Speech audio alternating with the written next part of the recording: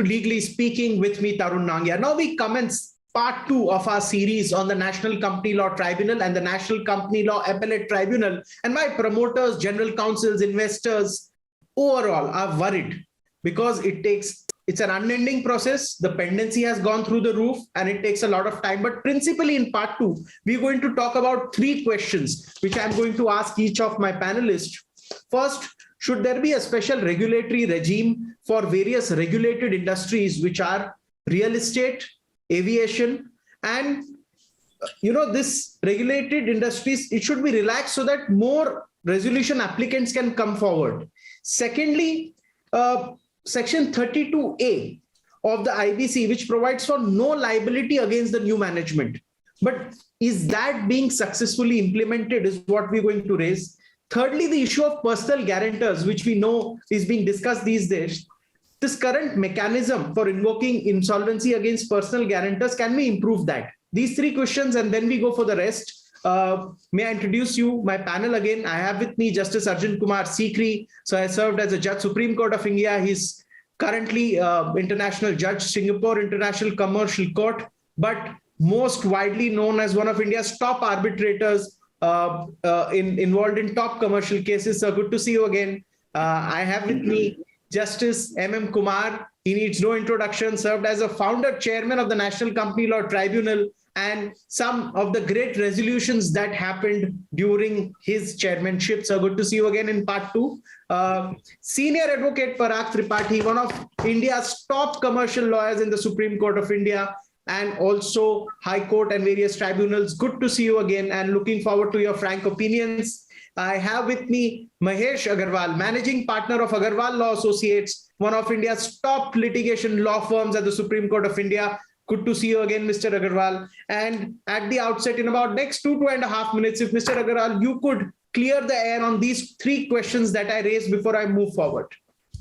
See, on the first part, which you said, regulatory bodies, I feel that the IBC process and the regulations are quite well contained, well thought out.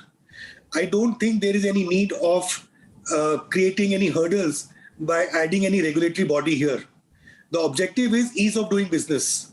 If we have another regulatory body overlooking it, examining it, or giving suggestions, then the process is going to be delayed. As it is, what we're looking at is the process is getting delayed beyond imagination. So idea is to curtail the process. Idea is to have a wholesome process within the IBC. So therefore, until and unless there is any specific clearance required, like we need from the CCI, correct? Competition Commission, if there's a more expansion, etc. Other than that, I don't think we need any regulatory body getting involved in the IBC process and delaying it. Okay. Second, you said 32A. Yes. 32A was a very, very important provision which has been added to give comfort to the new investors. Idea is to give a clean slate. Idea is to say that all past problems are over. Only in respect of any criminal cases, the agencies can go after the old promoters. Other than that, the corporate debtor is clean and has not to be faced by any litigation. But what is happening is that there is lack of education, lack of realization. So even after the companies come out of CRP, there are many state authorities who may be not familiar with IBC are raising claims. You get a claim of 10-year-old, 15-year-old. Now the latest thing is they're getting ED Enforcement Directorate attachments. Now that is creating a lot of discomfort in the investors. You invest into a company looking at the Supreme Court judgment of Ghanshyam Mishra, which says you have a clean slate and no past debts, but you end up with claims. Now that requires education to, I think, the state bodies to understand that this is a code which has to be respected and the new promoter should not face any problems. So 32A is a very important provision, but it's not being implemented properly. Okay. Third is personal guarantors, you said, PGs. So far as PGs are concerned, the Supreme Court has clearly said that the banks can initiate action against the personal guarantors either before taking the corporate debtor to court, during or after. My view is, in order to minimize the litigation, the personal guarantor litigation should be taken up along with the corporate debt. So there's a wholesome resolution in one go. Otherwise, what is happening is banks spend 3 years in respect of the corporate debtors, get a recovery, then again a process of 3 years against the personal guarantors. So it is adding up to the cases before the NCLT and adding to the delay and unnecessary litigation for the banks. So if the corporate debtor and the PGs are taken to the NCLT together, there can be a complete package which is offered, and that will give comfort to the personal guarantors also, because they are rid of the old company, they're rid of their guarantee and can start life afresh. Okay, thanks for that opening comment. In fact, that reminds me of the recent judgment of the Ahmedabad Debt Recovery Tribunal, which said that once the debt has been assigned, there is no need for recovery from the personal guarantor, but we'll see what that happens to that case. I'll go to senior advocate Parag Tripathi for his opening comment. I would agree with Mahesh that there is no need to have a further specialized regulatory framework for specialized sectors. Naturally, when the NCLT and NCLAT, which are specialized bodies in their own right, look at different kind of disputes before them, they may apply slightly different yardsticks. That always happens in litigation. So I think I would agree with Mahesh on that. Secondly, again, as far as the new management which comes in, that is concerned, I had an occasion on a couple of times to appear in the Supreme Court where, despite Ghanshyam Mishra, the various bodies and authorities and statutory dues were raised on the new management. They succeed eventually, but it adds to, it spoils the focus of the new management, which has to be towards developing and going ahead with the company which they have come to now manage. Because some of these debts are huge, and many of them are debts which are not known, liabilities which are simmering, as it were. The pot is kept boiling and suddenly you are slapped with a huge liability.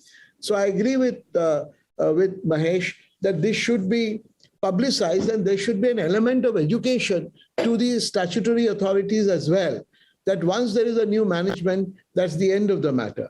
As far as personal guarantors are concerned, we have to remember that often, you can never have a generalization, but often the guarantors are not really genuine third parties. They are parties who are intrinsically connected with the running of the affairs of the corporate debtor, which has landed everybody in the soup. So therefore, they should be, if I may use the expression, dragged along with the corporate debtor, as Mahesh said, and dealt with on that basis. That veil of innocence which we as lawyers paint before the court when we represent personal guarantors is really something which is imaginary rather than real in most of the cases, because most of the corporate insolvency or corporate debtor position is results, well, not if not most, several times on account of very doubtful activities of the previous management. At times, there are genuine reasons also over which nobody has any control. But that is, in other words, we have to stop the gaming of the system. That is very important. It has to be made clear that if you try to game the system, then the punishment will be heavy. And that should be really the approach in this area. Thank you for your inputs. I'll go to Justice Arjun Kumar Sikri for his views on the three questions. My views remain the same, which are expressed by the other two. And I can say, yes, the two lawyers have argued, and as a judge, I say I agree. Normally, we say I agree to the fellow judge on his judgment. And the reason are obvious, which both Mahesh and Parag, they have stated. When it comes to, like you have said, that in respect of real estate or aviation, there be a special regulator. Now, as rightly pointed out, IBC itself is in a way a regulator, which is a special regulator or judicial authority to determine these aspects. And maybe there are few, in recent past, there are many cases in respect of real estate or some big cases which have come in respect of aviation that won't by itself justify another regulator. Because in this way, there may be many other sectors. Tomorrow, we may face the problems of those sectors, and if we keep creating special regulators from them, it would be unnecessarily wheel within wheel, and which would rather logjam or create hurdles in the process which the IBC under IBC NCLT is supposed to take, and more particularly keeping in view the timelines which are set. On the one hand, we are saying that there are delays, and many times these timelines are breached. Actually, I tell you, in a recent judgment, Epic Singapore Private Limited versus Committee of Creditors of Education Solutions Limited, it was given on 13 September 2021. The Supreme Court, after, the question was whether once the resolution applicant has given the plan which is approved, then whether that resolution applicant can withdraw from there. Of course, that issue was determined that no, there cannot be withdrawal after once it is approved. But there the Supreme Court gave that kind of statistics that age-wise pending cases in NCLT under IBC as on 31st May 2021, and 180 plus cases, there's 71.33% cases which are out of certain cases which are pending. And there also the court made certain observations about the delay, etc. So what I'm trying to say, once we are discussing the issue, that they should know how to curtail the delays before IBC, and what are the measures under IBC before NCLT, and what are the measures which should be adopted, then bringing special regulators in the form of real estate aviation would rather contribute to the delay. It will not be a problem solving device, but rather it would contribute to the problem which already we are suffering. That is one. And as far as Section 32A is concerned, actually this was initially, there was some, because as you know, it has been introduced by amendment under the IBC. So when the IBC in its original form, there was no specific provision. So the question was, and such a question has reason under the Companies Act also, when we had that section 397, 398, etc. Under that, if some reorganization of a company takes place, but then there was no clear, position in law as to what should happen, and the judicial authorities, NCLT, also the Supreme Court had taken the view that once the CIRP resolution plan is approved and management is transferred to the new investor should now have this company, it's able to run on a clean slate, as the expression which was used by Mahesh. And problem arises, as he has rightly mentioned, particularly whenever there are statutory or government dues. Because the government dues in whatever form, whether they are municipal dues, they are income tax dues, they are excise or indirect taxes dues, etc., they don't want to, let it go. So they want, but thing is that when the resolution plan, and Justice Kumar will be able to throw better light on that, whenever such resolution plans are there, there's always a provision for that in respect of these statutory dues also, which is taken care of. And thereafter, plan is approved. In spite of that, there is a tendency, and this is a psyche, that no, we will like to have our dues, and they start filing the cases. Yes. But now Section 32A, now it's which was the judicial wisdom, now wisdom is shown by legislature also. It's very clearly now, once there's a provision in the Act itself, that there would not be any liability insofar as the corporate debtor is concerned, then there's no question about it. And awareness is needed, as Mahesh has said. Coming to the personal guarantees, here I'll add only one thing. Of course, it's a very good suggestion. First of all, law is very clear. If there is a personal guarantee given by the directors of the erstwhile management or promoters is concerned, they are not absolved of that.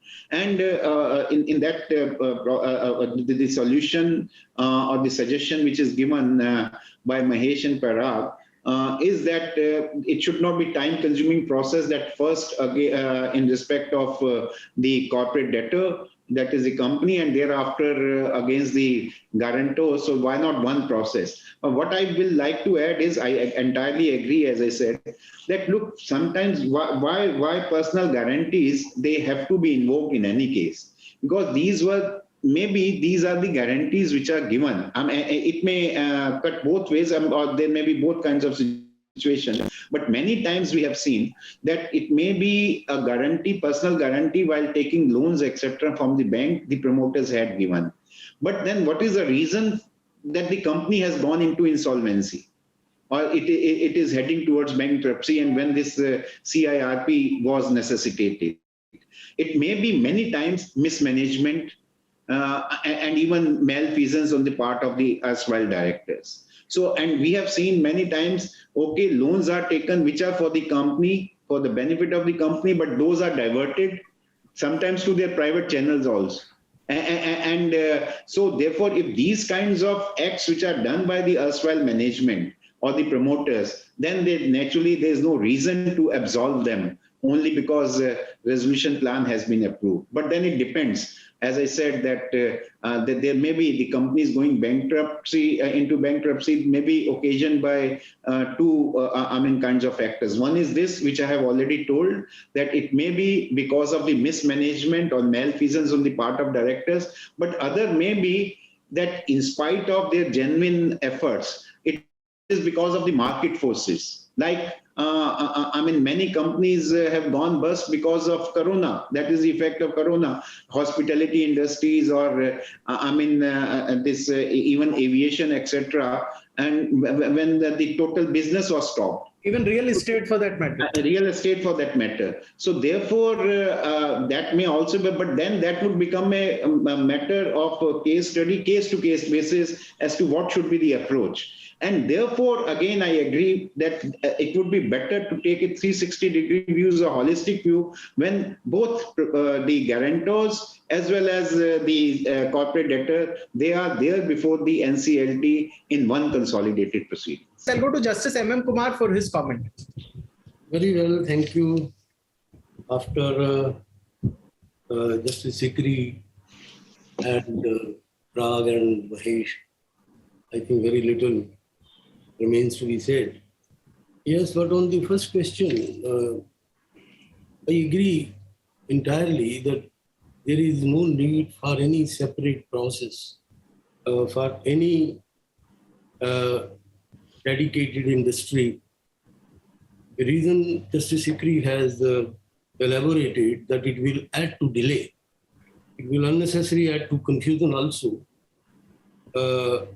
Therefore, one should be content with the already laid down procedure, because most of the issues under the IBC and the IBC regulations now stand settled by Honorable the Supreme Court. Matters have traveled up to Honorable Supreme Court. Most of the issues stand settled. But on Section 32A, I think it has been very well said by the earlier panelist. The aim of any bankruptcy law is distribution of assets of the corporate debtor in most satisfactory way. And secondly, liberation of the debtor from the demands of his creditors when he has made full surrender of his property. That is the principle of corporate law. So once these principles are kept in view, then 32A obviously have to be respected. Ghanshyam Supreme Court judgment, it has to be given back to the new management on a clean slate. Of course, those who have committed sin after the acts of malfeasance or misappropriation or diverting the funds, they must be held liable for their misdeeds. The suggestion with regard to personal guarantors, I think, is welcoming, that both the processes should be held before the NCLT. If we accept that, then the jurisdiction which are given to DRT in cases where the corporate insolvency resolution process has not been initiated against a guarantor, then DRT that amendment might be required, because invariably the directors in a company are involved, are the guarantors. So therefore, if this process is held together before the NCLT, it will serve another purpose. If there is undue enrichment, Yes. if there is undue enrichment, then those issues can also be settled. Yes. But if the two issues are being settled at a different forum or at different stages before the same forum, there is a possibility of committing an error. You have talked about the Ahmedabad bench judgment, assignment. See, assignment, result into a different scenario, because if the personal guarantor in assignment, the personal guarantor ordinarily is not taken in confidence. It results into a new agreement. And if the personal guarantor stands out, then a new agreement has come in operation and the financial creditor has changed. New financial creditor would come in. It may be NBFC, it may be any other management. So the personal guarantors will go out. A new agreement, and if the personal guarantor is involved, he also agree to furnish the personal guarantee to the new financial creditor. Things may be different. So under the law of contract, this is how it operates. So with regard to the liabilities of the erstwhile management, as have already been said by Justice Sikri, that those who have indulged in any illegality, any penal violation of penal laws, they must be held to task. But at the same time, the liability, for example, income tax, sale tax, VAT, any type of tax to the public authority, they are in the issues of operational credit. Invariably, the resolution plan provide how the operational credit are to be dealt with. They cannot have much more than what is provided in the waterfall. What is provided in the waterfall, they can have equivalent to that. And as long as that is satisfied, I think the provision of law is met. I have two follow-up questions to you because you raised all this. Is there a risk that companies will use IBC as a process to wipe off their debts?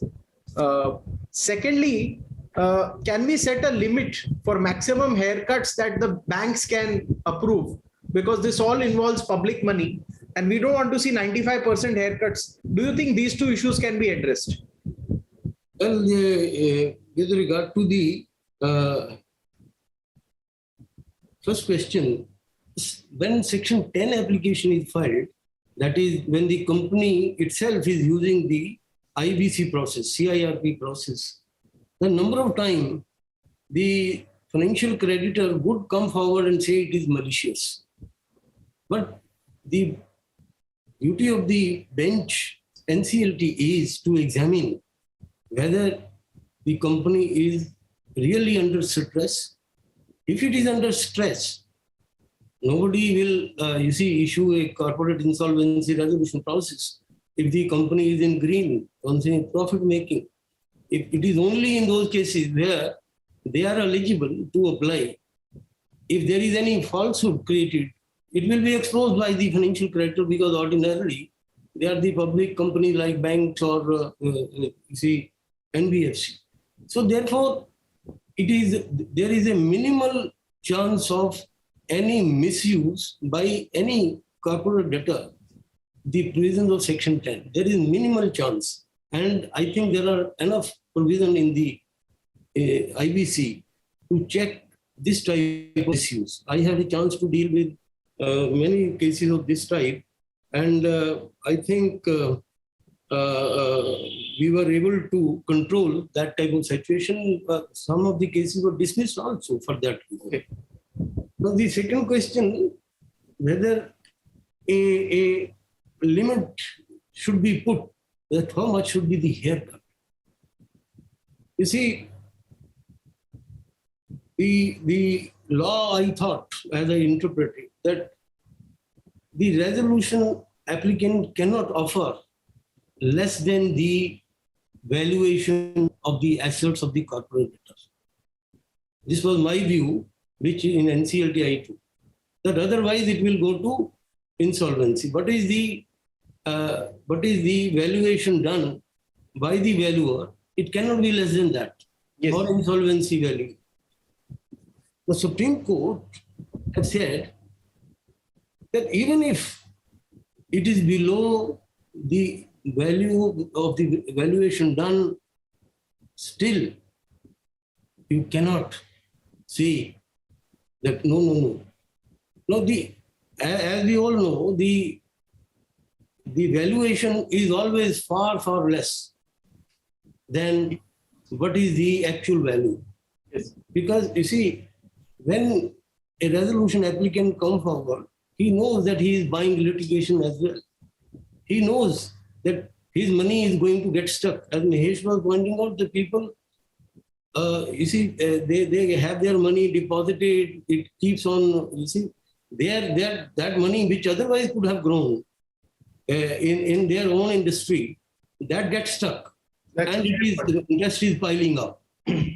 Now, that situation, Supreme Court has gone to the extent of saying that a resolution plan which is below the valuation, you must accept. You must accept. You must accept. That is the Supreme Court view. Now, if that is the view, because my view was that if by insolvency a company is to be dissolved, it is to be declared as insolvent, then you will get at least equivalent to what is being given by the valuation. Now, if it is below the valuation and Supreme Court says you accept it, maybe the reason is that you save the industry, you save the company, you save the workers, they remain in employment. Maybe those reasons may be there. I do not know. That's a fair point. You're saying that would be the reason Supreme Court opined. Yes. So that could be the rationale for holding such a view. One last comment I'll request Mahesh Agarwal, Managing Partner, Agarwal Law Associates, to make.